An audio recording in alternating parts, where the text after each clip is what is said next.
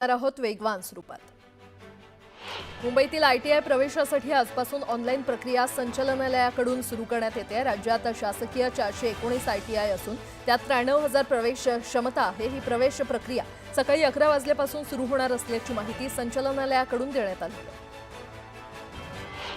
Kanjurmarg pipeline पुलावरील तुळई उतरवण्याच्या कामासाठी मध्य रेल्वेनं कांजूरमार्ग आणि मुलुंड स्थानकादरम्यान आज आणि उद्या रात्रकालीन ब्लॉक घेण्याचा निर्णय घेतलाय। या ब्लॉक कालावधीमध्ये कांजूरमार्ग पाईपलाईन पुलावरील तुळई सुमारे 350 टन क्षमतेच्या रोड क्रेनच्या सहाय्याने उतरवण्याचं नियोजन रेल्वे प्रशासनानं केलंय आणि त्यामुळे ब्लॉक कालावधीमध्ये उपनगरी गाड्या बंद ठेवण्यात येणार आहेत। राज्यातील 1,08,156 शाळांपैकी 86% अधिक शाळांमधील विद्यार्थ्यांची अपार नोंदणी शाळांकडून झालेली आहे आणि या नोंदणीमध्ये सिंधुदुर्ग जिल्हा आघाडीवर असून तेथील 98% शाळांनी ही नोंदणी पूर्ण केली आहे। भारतीय लष्करातील कर्नल सोफिया कुरेशी यांच्याबद्दल वादग्रस्त वक्तव्य केल्याबद्दल मध्य प्रदेशचे आदिवासी कल्याण खात्याचे मंत्री विजय शहा यांच्यावर अखेर बुधवारी रात्री इंदूरच्या महू मानपूर पोलीस ठाण्यामध्ये FIR दाखल करण्यात आले। शहा यांनी अतिशय गलिच्छ भाषेमध्ये वक्तव्य केल्याचं सांगून त्यांना उच्च न्यायालयानं फटकारलं होतं। Army chief general Upendra Dwivedi Jammu काश्मीरच्या दौऱ्यावर आहेत। दरम्यान यावेळी ते LOC जवळ राहणाऱ्या नागरिकांच्या भेटी घेणार आहेत।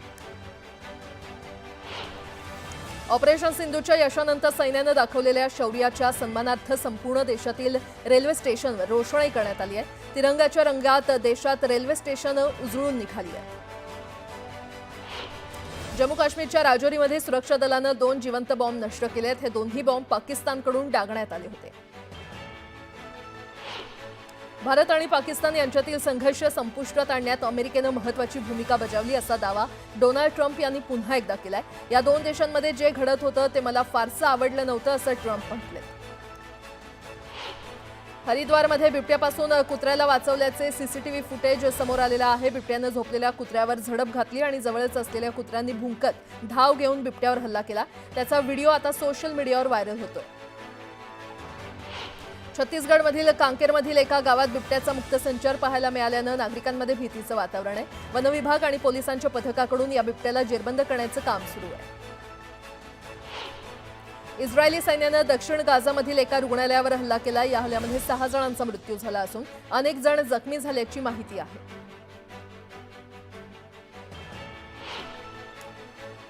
पाहणार आहोत वेगवान स्वरूपात। साताऱ्याच्या कराडमध्ये नऊवारी साडीतल्या 65 वर्षांच्या आजी चक्क गर्दीतून सुसाट रिक्षा चालवताना पाहायला मिळतात। उतार वयात आराम करण्याऐवजी रिक्षा चालवणाऱ्या या आजीचं धाडस सर्वांकडून आता आजीचं कौतुक करण्यात येते। मुंबई आग्रा महामार्गावरील चांदवडच्या राहुड घाटात वाहतूक ठप्प झाल्याचं पाहायला मिळालं। तब्बल 4 ते 5 किलोमीटरपर्यंत वाहनांच्या लांबच लांब रांगा लागल्या होत्या। रस्त्याचं काम सुरू असल्यामुळे वाहतूक कोंडी होती। चोपडा शहरातील 2 ज्वेलर्स दुकानं अज्ञात चोरट्यांनी फोडण्याचा प्रयत्न केल्याची घटना घडली आहे। संबंधित घटना CCTV मध्ये कैद झाल्यामुळे परिसरातल्या ज्वेलर्स मालकांमध्ये भीतीचं वातावरण आहे।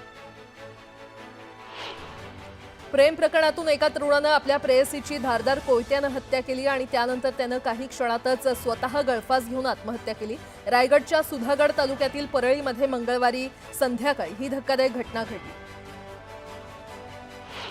अवकाळी पावसामुळे जळगावमध्ये 1000 हेक्टरवरील केळी पिकांचं नुकसान झाल्याची माहिती समोर आली आहे। सर्वाधिक नुकसान मुक्ताईनगर, रावेर, धरणगाव, एरंडोल, बोदवड या तालुक्यांमध्ये झाले, तर त्यामुळे शेतकरी चिंतेत आहेत। बुलढाणा जिल्ह्याच्या खामगाव येथील बर्डे प्लॉट भागातील अवैधरित्या घरगुती गॅस सिलेंडरच्या टपरीवर शिवाजीनगर पोलिसांनी छापा मारला।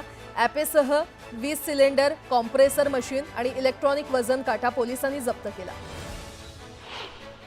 भिवंडीतील कल्याण रोड वाहतूक शाखेबाहेरील पथदिव्यांमधील केबलला आग लागली होती। शॉर्ट सर्किटमुळे ही आग लागल्याचा अंदाज वर्तवण्यात आला। सुप्रभात, गुड मॉर्निंग। मी प्राजक्ता तांडेल, तुम्ही पाहताय न्यूज 18 लोकमत। सकाळच्या पहिल्या बातमीपत्रामध्ये आपलं सगळ्यांचं स्वागत। बातमीपत्रामध्ये पाहणार आहोत सकाळच्या महत्त्वाच्या 100 बातम्या अतिशय वेगवान स्वरूपात। सुरुवात करूयात। मुंबईत भाजपच्या वतीनं तिरंगा रॅलीचं आयोजन करण्यात आलं होतं। ऐतिहासिक ऑगस्ट क्रांती मैदानापासून गिरगाव चौपाटीवरील शहीद तुकाराम ओंबळे स्मारकापर्यंत ही भव्य तिरंगा रॅली काढण्यात आली। मुख्यमंत्री देवेंद्र फडणवीस आणि उपमुख्यमंत्री एकनाथ शिंदे यांनी तिरंगा रॅलीमध्ये सहभाग घेतला। नागपूरमध्ये बच्चू कडूंच्या प्रहार जनशक्ती पक्षातर्फे रक्तदान आंदोलन करण्यात आलं। यावेळी रक्तदान करून शेतकऱ्यांचा सातबारा कोरा करण्याची मागणी करण्यात आली। ठाकरेंच्या शिवसेनेचे आमदार सिद्धार्थ खरातांना लग्न समारंभात जोरदार डान्स त्यांनी केला। यावेळी त्यांनी हातात तलवार घेत डान्स केल्याचा व्हिडिओ व्हायरल झालाय। नाशिकमध्ये छत्रपती संभाजी महाराजांच्या जयंतीच्या निमित्तानं धर्मवीर फाउंडेशनच्या वतीनं हिंदू महासभेचं आयोजन करण्यात आलं होतं। यावेळी गोपीचंद पडळकरांनी देखील उपस्थिती लावली। नवी मुंबईतील गणेश मंदिरावरून भाजप आणि शिवसेनेमध्ये जुंपले मंदिर पाडण्यासाठी बैठक घेऊन नवी मुंबई महापालिका आणि वन विभागावर दबाव टाकण्यात आल्याचा आरोप विजय चौगुले यांनी केलाय। वेळ पडल्यास गोळ्या झेलू पण आम्ही मंदिर पाडू देणार नाही अशी भूमिका शिवसेनेनं घेतली। अहिल्यानगर जिल्ह्यातील कोपरगावमध्ये भव्य तिरंगा मशाल रॅली काढण्यात आली। भारत पाकिस्तान तणावाच्या पार्श्वभूमीवर सैनिकांचं मनोबल वाढवण्यासाठी आणि शहीदांना श्रद्धांजली अर्पण करण्यासाठी ही रॅली काढण्यात आली। या रॅलीमध्ये सर्व धर्मीय आणि सर्वपक्षीय नागरिकांनी मोठ्या संख्येनं सहभाग घेतला। वसई विरार परिसरातील अनधिकृत बांधकामांप्रकरणात ईडीनं गुन्हा दाखल केलाय। या प्रकरणी नालासोपारा मीरा भाईंदर महापालिकेच्या हद्दीमध्ये ईडीनं 13 ठिकाणी छापेमारी केली आहे। हा प्रकार 2009 पासून सुरू असून या प्रकरणी तपासाला गती आली आहे। जळगाव शहरात छत्रपती संभाजी महाराजांची जयंती साजरी करण्यात आली। यावेळी आमदार सुरेश भोळेंनी शहरात वर्षभराच्या आत महाराजांचा भव्य पुतळा उभारण्याची घोषणा केली। सफरचंदानंतर पुण्यामध्ये तुर्कीच्या ड्रायफ्रुट्सवर व्यापाऱ्यांनी बहिष्कार टाकलाय। भारत आणि पाकिस्तानमधील वाढत्या तणावाच्या पार्श्वभूमीवर बहिष्काराचा निर्णय घेण्यात आलाय। घरकुल बांधकाम करणाऱ्या लाभार्थ्यांना जवळच्या वाळू डेपोतून वाळू देण्यासाठी गटविकास अधिकाऱ्यांच्या माध्यमातून घरपोच रॉयल्टी पावती द्यावी असे आदेश महसूल मंत्री चंद्रशेखर बावनकुळे यांनी दिले। 10वीचा निकाल लागल्यानंतर विद्यार्थी आणि पालकांची आता 11वीच्या प्रवेशासाठी लगबग सुरू झाली आहे। चांगल्या महाविद्यालयामध्ये प्रवेश मिळवण्यासाठी विद्यार्थी धडपड करतायत, तर 11वीच्या प्रवेशासाठी कनिष्ठ महाविद्यालयांची नोंदणी आज संपणार असून 19 मे पासून प्रक्रियेचा दुसरा टप्पा सुरू होणार आहे।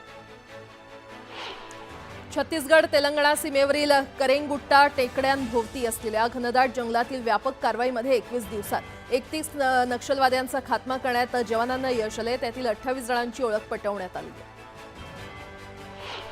अंबाबाई मंदिर परिसर पुनर्विकास आणि ज्योतिबा परिसर विकास आराखड्यातील पहिल्या टप्प्यातील कामांना लवकरच सुरुवात होईल। त्याचा शासन आदेश येत्या 8 दिवसात निघणार आहे। त्यानुसार कामांचा कालबद्ध कार्यक्रम निश्चित करून कामं गतीनं नियोजनबद्ध करा असे आदेश पालकमंत्री प्रकाश आंबेडकर यांनी जिल्हा प्रशासनाला दिले। जे रुग्णालयाला सुपर स्पेशालिटी रुग्णालय बनवण्याच्या कामाला गती द्यावी, यामुळे अनेक वैद्यकीय सुविधा एकाच ठिकाणी मिळणार असून गरजू रुग्णांना याचा लाभ घेता येणार आहे। ऑक्टोबरपर्यंत काम पूर्ण करण्याच्या दृष्टीनं नियोजन करा असे निर्देश राज्यमंत्री माधुरी मिसाळ यांनी दिले।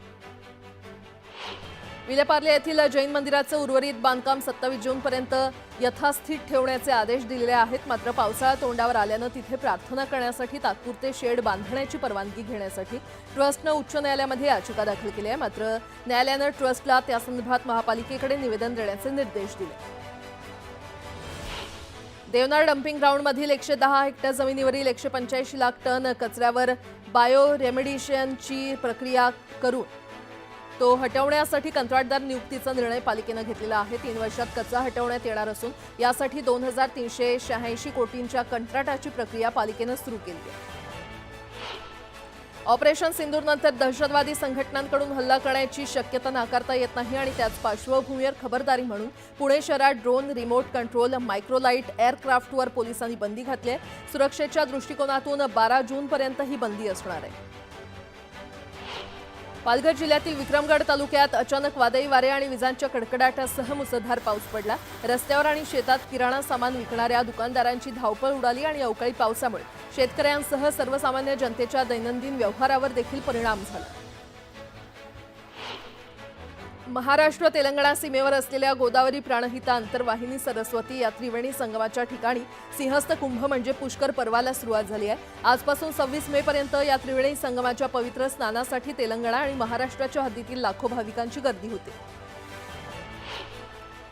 अलिबाग तालुक्यातील भोंदूबाबाची भोंदूगिरी उघडकीस आली आहे। मुलीला प्रेमापासून लांब ठेवण्यासाठी भोंदूबाबानं मंतरलेली विषारी जडीबुटी देत विहिरीत टाकण्यास सांगितलं आणि यावेळी त्या व्यक्तीला गावकऱ्यांनी रंगेहात पकडलं। यानंतर सर्वांनी त्या व्यक्तीला पोलिसांच्या ताब्यात दिलं।